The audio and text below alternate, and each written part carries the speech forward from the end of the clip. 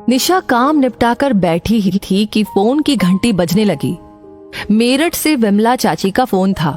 बिटिया, अपने बाबूजी को आकर ले जाओ यहाँ से, बीमार रहने लगे हैं, बहुत ही कमजोर हो गए हैं। अब हम भी तो कोई जवान नहीं रहे हैं, अब उनका करना बहुत मुश्किल होता जा रहा है। वैसे भी आखिरी समय अपने बच्चों के साथ बिताना चाहिए। निशा बोली, ठीक है चाची जी, इस रविवार को आते हैं, बाबूजी को हम दिल्ली ले आएंगे। फिर इधर उधर की बातें करके फोन काट दिया। बाबूजी 3 भाई है, पुश्तैनी मकान है, तीनों वहीं रहते हैं। निशा और उसका छोटा भाई विवेक दिल्ली में रहते हैं अपने अपने परिवार के साथ। 3-4 साल पहले विवेक को फ्लैट खरीदने के लिए पैसे की आवश्यकता पड़ी तो बाबूजी ने भाइयों से मकान के अपने 1/3 हिस्से का पैसा लेकर विवेक को दे दिया था। कुछ खाने पहनने के लिए अपने लायक रखकर। दिल्ली आना नहीं चाहते थे, इसलिए एक छोटा सा कमरा रख लिया था, जब तक जीवित थे तब तक के लिए। निशा को लगता था कि अम्मा के जाने के बाद बिल्कुल अकेले पड़ गए होंगे बाबूजी, लेकिन वहाँ पुराने परिचितों के बीच उनका मन लग जाया करता था। दोनों चाचियां भी ध्यान रखती थी। दिल्ली में दोनों भाई बहन की गृहस्थी भी मजे से चल रही थी। रविवार को निशा और विवेक का ही कार्यक्रम बन पाया मेरठ जाने का। निशा के पति अमित एक व्यस्त डॉक्टर है, महीने की लाखों की कमाई है। उनका इस तरह से छुट्टी लेकर निकलना बहुत मुश्किल है। मरीजों की बीमारी न रविवार देखती है न सोमवार। विवेक की पत्नी रेनू की अपनी जिंदगी है, उच्च वर्गीय परिवारों में उठना बैठना है। इस तरह के छोटे मोटे पारिवारिक पचड़ों में पड़ना उसे पसंद नहीं। रास्ते भर निशा को लगा विवेक कुछ अनमना गुमसुम सा बैठा है। वो बोली, इतना परेशान मत हो, ऐसी कोई चिंता की बात नहीं है, उम्र हो रही है, थोड़े कमजोर हो गए हैं, ठीक हो जाएंगे। विवेक झेपते हुए बोला, अच्छा खासा चल रहा था, पता नहीं चाचा जी को ऐसी क्या मुसीबत आ गई कि 2-4 साल और रख लेते तो क्या होता। अब तो मकानों के दाम आसमान छू रहे हैं, तब कितने कम पैसों में अपने नाम करवा लिया 3रा हिस्सा। निशा शांत करने की मंशा से बोली, ठीक है ना, उस समय जितने भाव थे बाजार में उस हिसाब से दे दिए, और बाबूजी आखिरी समय अपने बच्चों के बीच बिताएंगे तो उन्हें अच्छा लगेगा। विवेक उत्तेजित हो गया और बोला, दीदी तेरे लिए ये सब कहना बहुत आसान है, 3 कमरों के फ्लैट में कहाँ रखूंगा उन्हें। रेनू से किटकिट रहेगी सो अलग, उसने तो साफ मना ही कर दिया है, वो बाबूजी का कोई काम नहीं करेगी। वैसे तो दीदी, लड़कियां हक मांगने तो बड़ी जल्दी से खड़ी हो जाती है, करने के नाम पर क्यों पीछे हट जाती है। आजकल लड़कियों की शिक्षा और शादी के समय में भी अच्छा खासा खर्चा हो जाता है। तू क्यों नहीं ले जाती बाबूजी को अपने घर, इतनी बड़ी कोठी है, जिया जी की लाखों में कमाई भी है। निशा को विवेक का इस तरह बोलना ठीक नहीं लगा। पैसे लेते हुए कैसे वादा कर रहा था बाबूजी से, आपको किसी भी चीज की आवश्यकता हो आप निसंकोच फोन कर देना, मैं तुरंत लेकर आ जाऊंगा। बस इस समय हाथ थोड़ा तंग है, नाम मात्र पैसे छोड़े थे बाबूजी के पास, और फिर कभी फटका भी नहीं उनकी सूद लेने। निशा ने कहा, तू चिंता मत कर, मैं ले जाऊंगी बाबूजी को अपने घर। सही है, उसे क्या परेशानी, इतना बड़ा घर, फिर पति रात दिन मरीजों की सेवा करते हैं, एक पिता तुल्य ससुर को आश्रय तो दे ही सकती है। बाबूजी को देखकर उसकी आंखें भर आई, इतने दुबले और बेबस दिख रहे थे। गले लगते हुए बोली, पहले फोन करवा देते तो पहले लेने आ जाती। बाबूजी बोले, तुम्हारी अपनी जिंदगी है, क्या परेशान करता, वैसे भी दिल्ली में बिल्कुल तुम लोगों पर आश्रित हो जाऊंगा। रात को डॉक्टर साहब बहुत देर से आए, तब तक पिता और बच्चे सो चुके थे। खाना खाने के बाद सुकून से बैठते हुए निशा ने डॉक्टर साहब से कहा, बाबूजी को मैं यहाँ लेकर आई हूँ, विवेक का घर बहुत छोटा है, उसे उन्हें रखने में थोड़ी परेशानी होती।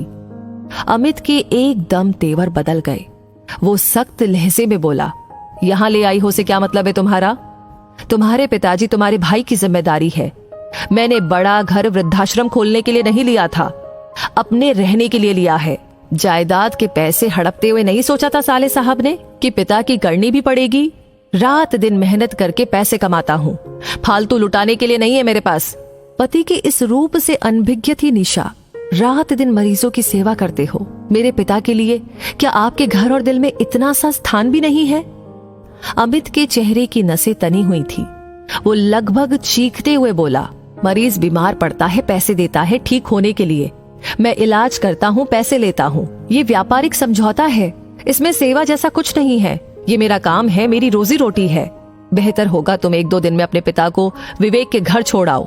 निशा को अपने कानों पर विश्वास नहीं हो रहा था। जिस पति की वो इतनी इज्जत करती है वो ऐसा बोल सकते हैं। क्यों उसने अपने भाई और पति पर इतना विश्वास किया? क्यों उसने शुरू से ही एक एक पैसे का हिसाब नहीं रखा? अच्छी खासी नौकरी करती थी। पहले पुत्र के जन्म पर अमित ने ये कहकर के छुड़वा दिया कि मैं इतना कमाता हूँ, तुम्हें नौकरी करने की क्या जरूरत है? तुम्हें किसी चीज की कमी नहीं रहेगी, आराम से घर रह कर के बच्चों की देखभाल करो। आज अगर नौकरी कर रही होती तो अलग से कुछ पैसे होते उसके पास, या 10 साल से घर में सारा दिन काम करने के बदले में पैसे की मांग करती तो इतने तो हो ही जाते कि पिताजी की देखभाल अपने दम पर कर पाती। कहने को तो हर महीने बैंक में उसके नाम के खाते में पैसे जमा होते हैं, लेकिन उन्हें खर्च करने की बिना पूछे उसे परमिशन नहीं थी। भाई से भी मन कर रहा था कह दे कि शादी में जो खर्च हुआ था वो निकाल कर जो बचता है उसका आधा आधा कर दे, कम से कम पिता इज्जत से तो जी पाएंगे। पति और भाई दोनों को पंक्ति में खड़ा करके बहुत से सवाल करने का मन कर रहा था। जानती थी जवाब कुछ ना कुछ तो अवश्य होंगे, लेकिन इन सवाल जवाब में रिश्तों की परतें दर परतें उखड़ जाएंगी और जो नग्नता सामने आएगी उसके बाद रिश्ते ढोने मुश्किल हो जाएंगे। सामने तस्वीर में से झांकती 2 जोड़ी आंखें जीभ पर ताला डाल रही थी। अगले दिन अमित के अस्पताल जाने के बाद जब नाश्ता लेकर निशा बाबूजी के पास पहुंची तो वे सामान बांधे बैठे थे। उदासी भरे स्वर में बोले, मेरे कारण अपनी गृहस्थी मत खराब कर। पता नहीं कितने दिन है मेरे पास और कितने नहीं। मैंने इस वृद्धाश्रम में बात कर ली है, जितने पैसे मेरे पास है उसमें मुझे वो लोग रखने के लिए तैयार है। ये ले पता, तो मुझे वहां छोड़ा और निश्चिंत होकर अपनी गृहस्थी संभाल। निशा समझ गई बाबूजी की देह कमजोर हो गई है, दिमाग नहीं। दामाद काम पर जाने से पहले मिलने भी नहीं आया। साफ बात है ससुर का आना उसे अच्छा नहीं लगा। क्या सफाई देती, चुपचाप टैक्सी बुलाकर उनके दिए पते पर उन्हें छोड़ने चल दी।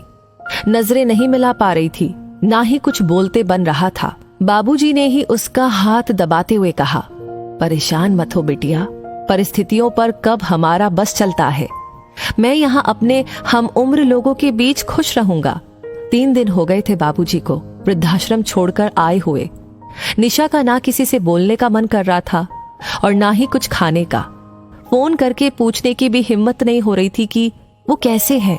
इतनी ग्लानि हो रही थी कि किस मुंह से पूछे। वृद्धाश्रम से ही फोन आ गया कि बाबूजी अब इस दुनिया में नहीं रहे। 10 बजे थे, बच्चे पिकनिक पर गए थे। 8-9 बजे तक आएंगे। अमित तो आते ही 10 बजे तक है। किसी की भी दिनचर्या पर कोई असर नहीं पड़ेगा। किसी को सूचना भी क्या देना। विवेक ऑफिस चला गया होगा, बेकार छुट्टी लेनी पड़ेगी। रास्ते भर अविरल अश्रु धारा बहती रही। कहना मुश्किल था पिता के जाने के गम में या अपनी बेबसी पर आखिरी समय पर पिता के लिए कुछ भी नहीं कर पाई। 3 दिन अमित ने उसके पिता को मान और आश्रय दे दिया होता तो वो हृदय से अमित को परमेश्वर मान लेती। वृद्धाश्रम के संचालक महोदय के साथ मिलकर उसने औपचारिकताएं पूरी की। वो बोल रहे थे, इनके बहू बेटा और दामाद भी है रिकॉर्ड के हिसाब से, उनको भी सूचना दे देते तो अच्छा रहता। वो कुछ संभल चुकी थी, बोली कि नहीं, इनका कोई नहीं है, ना बहू है, ना बेटा है और ना दामाद है, बस एक बेटी है, वो भी नाम के लिए। संचालक महोदय अपनी ही धुन में बोल रहे थे, परिवार वालों को सांत्वना और बाबूजी की आत्मा को शांति मिले। निशा सोच रही थी, बाबूजी की आत्मा को शांति मिल गई होगी। जाने से पहले सबसे मोह भंग हो गया था। समझ गए होंगे कोई किसी का नहीं होता, फिर क्यों आत्मा अशांत होगी। हाँ, परमात्मा उसको इतनी शक्ति दे कि किसी तरह वो बहन और पत्नी का रिश्ता निभा सके। ये पैसा ही है जो हर एक रिश्ते की रिश्तेदारी निभा रहा है। मैं भी एक बेटी हूँ, मगर एक बात कहना चाहती हूँ कि हर इंसान को अपने हाथ नहीं काट देने चाहिए। ममता में होकर के अपने भविष्य के लिए कुछ ना कुछ रख लेना चाहिए। बाद में तो उनका ही है, मगर जीते जी मरने से तो अच्छा है। मुझे लगता है आपकी भी आंखें भर आई होगी। जो भी कहना चाहते हैं, आपकी जो भी राय है इस कहानी के बारे में, कमेंट सेक्शन में लिख करके अपनी बात हम तक जरूर पहुंचाइएगा। ये कहानी आपको अच्छी लगी हो, इसने आपको इंस्पायर किया हो, सोचने पर मजबूर किया हो, तो प्लीज इसे लाइक करके अपने रिश्तेदारों के साथ, अपने बच्चों के साथ, अपने हर एक उस दोस्त के साथ शेयर करना बिल्कुल ना भूले, क्योंकि जरूरत है आज भी कुछ ऐसे कदम उठाने की। और हाँ, हमेशा ऐसी कहानी आपको समय समय पर मिलती रहे, उसके लिए हमारे पेज को फॉलो करना बिल्कुल ना भूले। धन्यवाद।